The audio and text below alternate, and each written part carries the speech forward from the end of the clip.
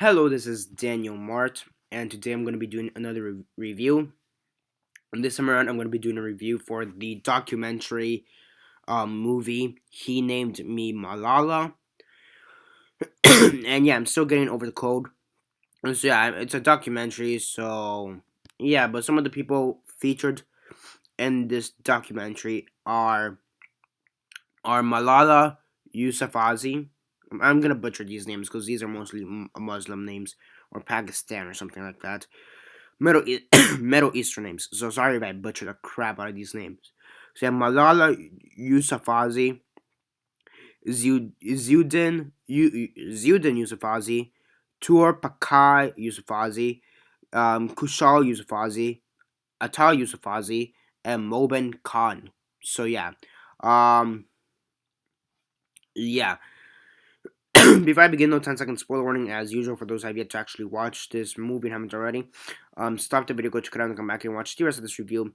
Again, it's a documentary, so yeah, so 10-second spoiler warning as usual, starting now.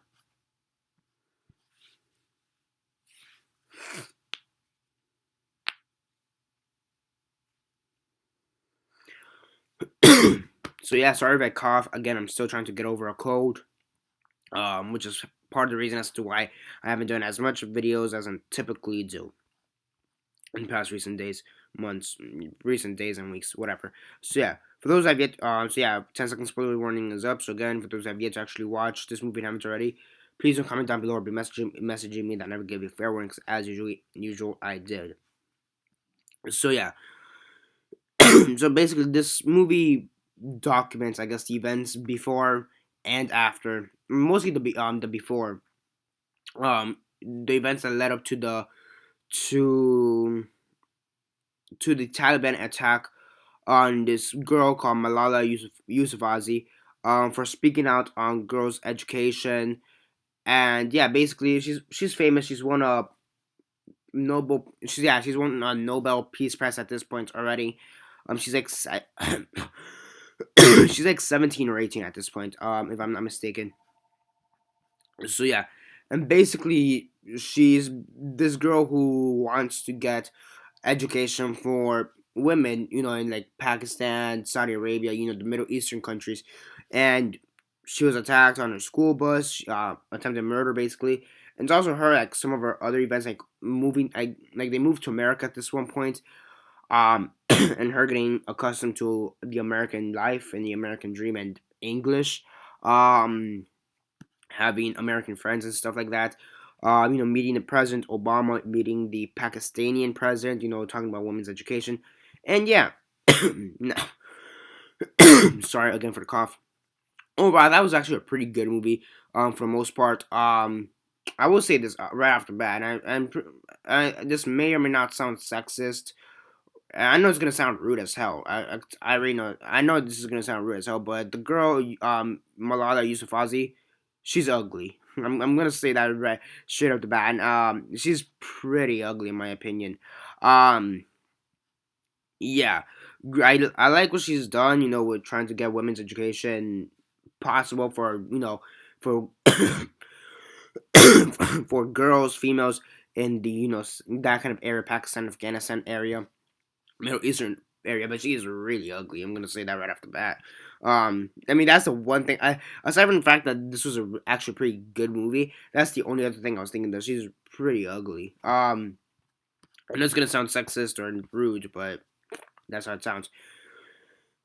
But yeah, speak the truth, whatever. But I do like what she's done, trying to do. And overall, again, it's a pretty good film. I mean, there's not really, I it's a documentary, so normally I wouldn't. I don't know. I want to say there's not really enough depth to it, but it's like a documentary, so I don't know.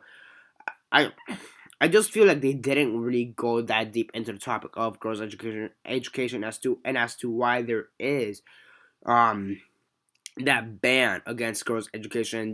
They kind of hint at it. Like we know the basic knowledge of it that that the religion there doesn't really allow for that type of behavior, for women to get smart and whatever. But they never really go forth with that, and they kind of just go with this girl. Kind of just go with this girl and her family.